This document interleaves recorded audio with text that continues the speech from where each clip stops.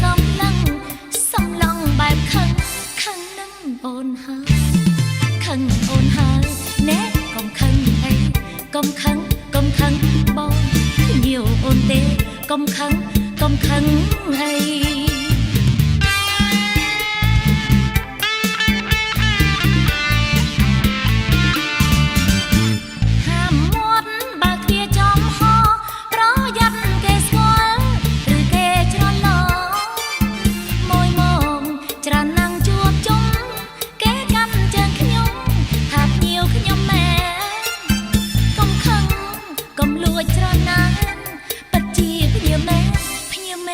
ណាបងប៊ីសូធំប៊ីសូធំប៊ីសូធំប៊ីសូធំ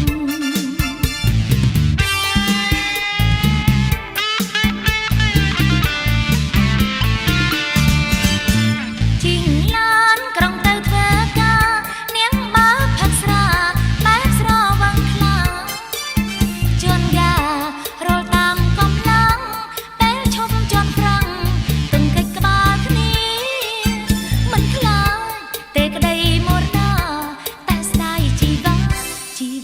តែមួយប៊ីសូធំប៊ីសូធំ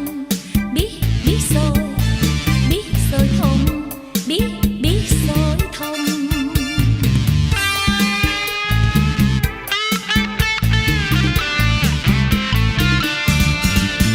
ឡានលឿនអ្នកបើកប្រសពក្បែរឡានកង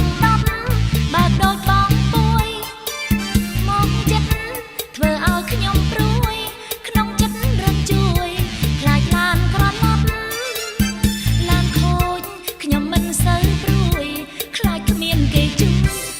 យជាភេង